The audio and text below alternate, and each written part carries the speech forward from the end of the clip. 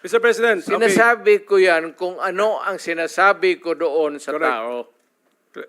Klaro na po yun, Mr. President, na when you relate to the police officers, may kasamang mura. Pero okay na, klaro na po yun. Pwede na nating hindi ulit-ulitin, Mr. President. Hindi lang, Kung pwede sabihin ko lang. sa kanya, papatayin kita.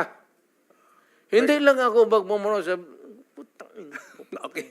Iwasan lang po. We try our best na iwasan na po. Anyway, naintindihan po Well, namin. Sige. Thank you, Mr. Chairman. Just one last because Okay, sige. I sincerely appreciate, Mr. President, yung binanggit ng ating dating Pangulong Duterte na hindi perpekto, maraming mali, and binanggit po niya yung kamalian na nag-stem from the local government units, at binanggit po ng ating dating Pangulo na pati pulis may pagkakamali din. And I think it happened, ito hong nakita natin noong August 16, 2017, yung kay Kian De Los Santos. Mr. President, I was the one who first called for the investigation and filed the resolution here in the Senate about what happened doon sa Caloocan. And ang nangyari nga po dito, 3 policemen, si Juarez, Pereda, and Cruz were found guilty of murder. They are sentenced to reclusion perpetua, imprisonment of up to 40 years. Ganon din po yung nangyari kay Carl and Kulot de Guzman, neighbors from Cainta, Rizal. Ganon din po, no, si former PO1 Jeffrey Perez was convicted by reclusion perpetua. Ito ba, Mr. President, yung binabanggit nyo na involved din minsan yung pulis? Ibig nyo po bang sabihin, yung mga pulis po na minsan gumagawa ng beyond doon sa dapat nilang tungkulin na gawin ay dahil sila rin ay involved sa droga? Correct. Mr. President? Correct. Alam mo kasi, ang pulis, hindi na papatay lang o baski sino lang diyang sibilyan. Bakit sila maghanap ng sakit ng ulo? Kaya yung mga pulis na nandyan sa... Itong mga pulis ngayon kikinig na sa atin, mabutit alam nila. Kayong mga pulis na nasa droga sa sindikato, kayo ang dapat talagang... Kaya, maswerte, kaya bigyan pa ako ng pagkakataon maging presidente, uubusin ko talaga kayo. Tangina ninyo. Bullshit kayo. Thank you, Mr. President. Look, ganito kasi, you know, pag hindi ko kasi ginawa yung ginawa ko sa Davao, isasakripisyo ko yung mga bata at isasakripisyo ko yung mga tao and yung pag-progress ng syudad. If I allow the criminals noon, kidnapping dito, kidnapping doon, druga dito, druga noon, magulo ang syudad. Yun ang sitwasyon. Nung pumasok ako ng mayor, nag-warning ako. At ang warning ko talaga ganito, wag mong gawin yan kasi papatayin kita. So, ang Davao ngayon, maganda na. Tapos naman sila lahat, napatay naman, wala naman siguro maragdag. Kung may gusto, sige. Alam mo, it's a matter of yung iyong karakter, iyo yan. Yung karakter ko akin. Yung views mo sa buhay, iyo yan. Yung views ko sa buhay yan. Yung political agenda mo, iyo yan. Meron akong political agenda. Kanya-kanya tayong filosofiya pagtingin sa buhay. Kaya, na-timingan mo lang na kung ako ganito ang utak ko, yung masasamang tao, pasensya. But foremost is really, I protect the innocent at saka yung taong bayan. Mr. President. Thank you, Mr. President. Thank you. Mr. President, nabanggit mo kanina na Metro Manila mayors and then siguro mga highly urbanized cities yan. I'm sure in the other places of the country na highly urbanized cities na involved sa droga.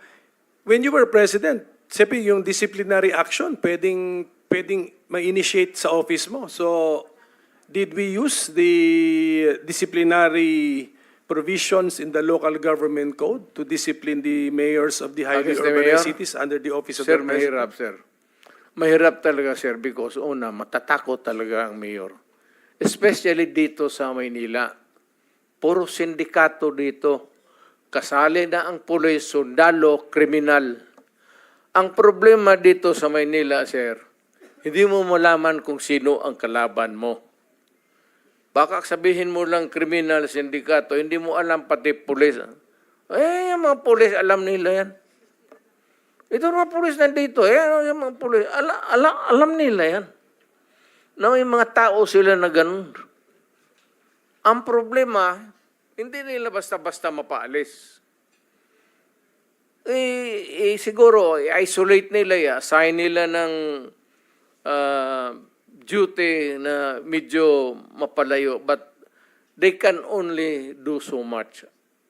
Pero paglabas ng opisina yan, sir, may baril, may authority, and they come into contact with criminals, yun ang problema ng bayan.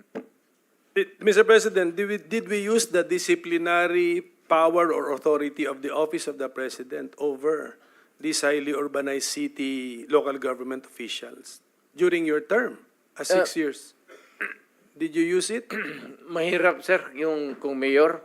Yes, mayor. Against a mayor. Mahirap because yung word na due process, sir, yun talaga ang... I am not trying to belittle the democratic principles of our country. Pero yung due process, sir, yun ang pinakamahirap. Pagka pinailan mo ng kaso due process, it would take years. At kung may abogado yan, sir, matapos na lang ang termino ng animal, wala mangyari. Kaya, hindi naman ako nagyayabang. Lahat naman tayo may init sa ulo eh. Pero, pag mayor ka, kung sabihin mo, si Mayor Duterte, ilang termino na yan, love siya ng tao. Sinasabi ko, hindi ko kailangan ang love ninyo. You just obey the law. Huwag na yung love ninyo, hindi ko kailangan yan. Marami akong love sa labas. Naglalove. Ang problema dito, sir, is when you are a mayor, dito na lang tayo sa mayor, pag hindi takot ang tao sa iyo, kung sabihin mo lang, wag yan kasi por respeto sa mayor. Respect is not enough. Dito sa Pilipinas, kung sabihin mo, wag natin gawin yan por respeto kay mayor. Ibang klaseng tao yan, sir. Medyo yung mga lasing-lasing siguro, papaputok-putok, yung malasing, bang-bang-bang. Huwag mong gawin yan kasi nakakaya kay mayor. Pero iba yung kriminal, sir. Yung mga kriminal, hindi yan. Thank you, Mr. President. Can I take advantage of the presence of the CHI Chairman, Attorney Palpalatok? And thank you for attending us. Very short notice. Sa umaga lang namin siya naimbita. Can you tell us briefly, anong ginagawa ng CHR? Kasi mayroong unfinished business ang former chairman ninyo. Kanina sinabi niya ni Senator Laila de Lima. Can you tell us briefly what are you doing on the complaints or grievances against the Philippine war on illegal drugs? And maybe, siyempre, I'm sure mahaluan mo ng konting overlaps, EJK dyan. Yes, go ahead, Chairman. Thank you, Mr. Chair. Good afternoon po. Regarding po dun sa DDS investigation conducted by then Chairperson Laila de Lima, yun po ay natapos ng Fourth Commission under Chairperson Eta Rosales.